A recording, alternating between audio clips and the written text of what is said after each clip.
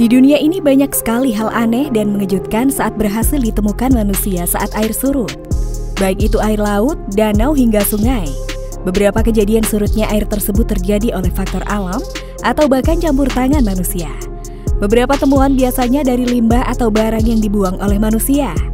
Namun kali ini terdapat penemuan yang aneh saat air surut dan tak disangka hal tersebut bisa terjadi seperti video yang satu ini.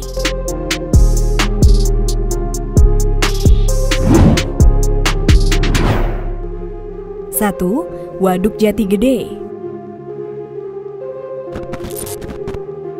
Bagi masyarakat Sumedang pasti sudah tak asing dengan waduk yang satu ini. Waduk Jati Gede adalah waduk yang terletak di Kabupaten Sumedang, Provinsi Jawa Barat.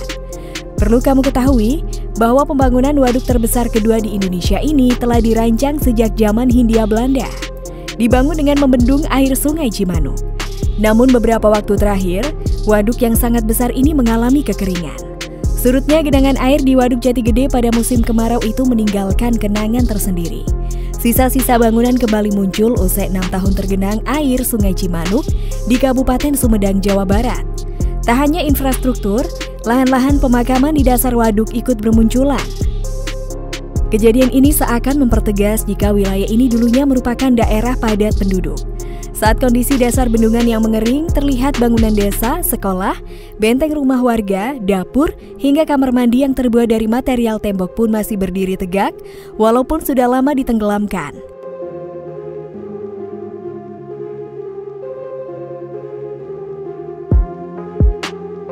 Tampak dinding bekas masjid yang masih utuh di kawasan bendungan itu, bahkan juga tampak jalan beraspal. Jalan beraspal terlihat masih mulus, pada bagian tengahnya masih terlihat cat marka berwarna putih. Selain itu, ada pohon-pohon beringin besar juga muncul, namun dalam keadaan kering tanpa daun. Kondisi tersebut terlihat layaknya kota mati. Seperti diketahui, Waduk Jati Gede menggenangi 23 desa dari 5 kecamatan di wilayah Kabupaten Sumedang, di antaranya Kecamatan Jati Gede, Dharma Raja, Situraja, Cisitu, dan Wadu.